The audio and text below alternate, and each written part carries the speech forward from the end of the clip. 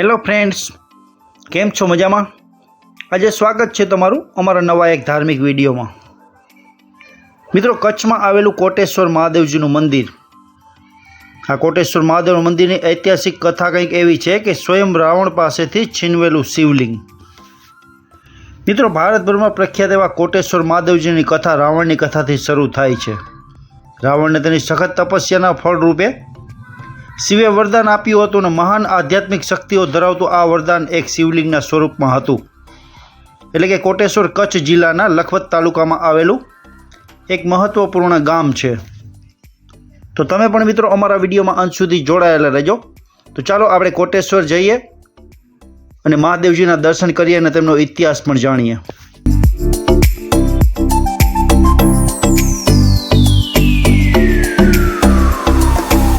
વાત કરીએ તો કચ્છના સમુદ્ર કાંઠે આવેલું આ સ્થળ અહીંના પુરાણ પ્રસિદ્ધ કોટી શિવલિંગોના કારણે પ્રખ્યાત બન્યું છે. હિન્દુ ધર્મ માટે આ યાત્રાનું સ્થળ છે. તે કચ્છને જોડતી ભારતની સરહદે આવેલું અંતિમ ગામ છે. ત્યાંથી દરિયામાં આંતરરાષ્ટ્રીય સરહદ પણ આવેલી છે. સામાકાંઠે કરાચી આવેલું હોવાથી અહીંથી રાત્રે ત્યાંનો પ્રકાશ પણ નિહાળી શકાય છે. મંદિરની પાસે જ સીમા સુરક્ષા દળની ચોકી પણ આવેલી છે. મિત્રો, આ કચ્છમાં આવેલું કોટેશ્વર મહાદેવજીની કથા કંઈક એવી પ્રચલિત છે કે જે મુજબ એક વખત લંકાપતિ રાવણે કૈલાસ પર્વત ઉપર તપ કર્યું હતું અને આ તપ કરી અને કૈલાસપતિ ભોળાનાથ મહાદેવને પ્રસન્ન કર્યા. ત્યારે એ સમયે કૈલાસપતિ ભોળાનાથે રાવણને વરદાન માંગવાનું કહ્યું હતું.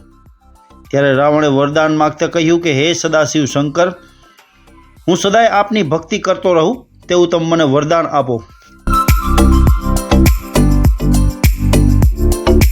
ભગવાન શિવે રાવણની ભક્તિથી પ્રસન્ન થઈ અને પોતાની આધ્યાત્મિક શક્તિઓ દ્વારા પ્રતિપાદિત કરેલું એક શિવલિંગ રાવણને અર્પણ કર્યું અને કહ્યું કે હે રાવણ, આ તને હું મારી ભક્તિ માટે આ શિવલિંગ આપું છું, પણ જ્યાં તું નીચે મૂકીશ ત્યાં તે સ્થાપિત થઈ જશે અને ત્યારબાદ કોઈ પણ તેને ઉપાડી કે હટાડી શકશે નહીં.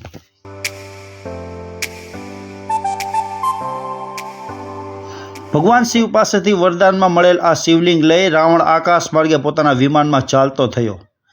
ત્યારે આવી સબળ શક્તિ મેળવનાર રાવણ અજર અમર બની જશે એવા ડરથી સમગ્ર દેવોએ વિચાર્યું કે આ રાવણ પાસેથી આપણે આ શિવલિંગ પડાવી લઈએ.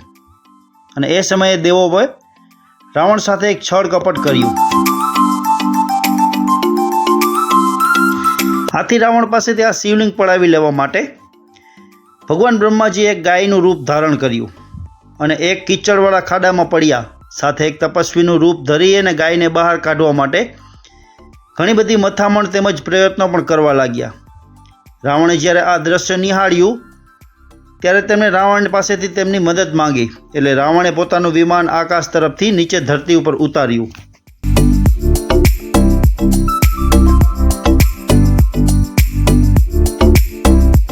રાવણે તપસ્વીની મદદ કરીને ગાયને તો બહાર કાઢી લીધી, પરંતુ ગૌ માતાને બચાવવાના ઉત્સાહમાં પોતે શિવલિંગને નીચે મૂકી દીધું હતું અને ગૌ માતાને બહાર કાઢ્યા અને તેમની પીઠ ફેરવે છે ત્યાં તો પોતે સાથે લાવેલું શિવલિંગ એક કોટી બની ગયું હતું. એટલે કે ત્યાં જ સ્થાપિત થઈ ગયું હતું. રાવણના અથાગ પ્રયત્નો કરવા છતાં તે શિવલિંગ ત્યાંથી ટસનું મસ ન થયું.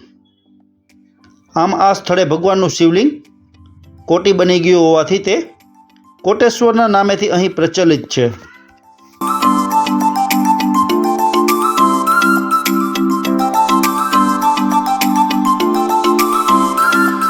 મિત્રો, આ કોટેશ્વર મહાદેવના મંદિરનું વાતાવરણ એકદમ શાંત અને રમણીય છે.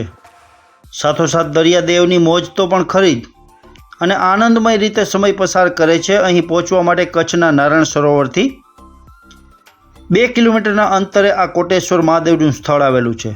તો તમે પણ મિત્રો આ કોટેશ્વર મહાદેવજીના ક્યારેય દર્શન ન કર્યા હોય તો એકવાર જરૂર કચ્છમાં જાઓ ત્યારે કોટેશ્વર મહાદેવજીના દર્શન જરૂરથી કરજો.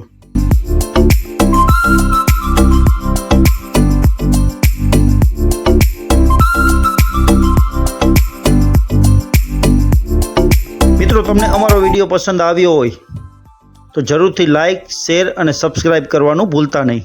નમસ્કાર.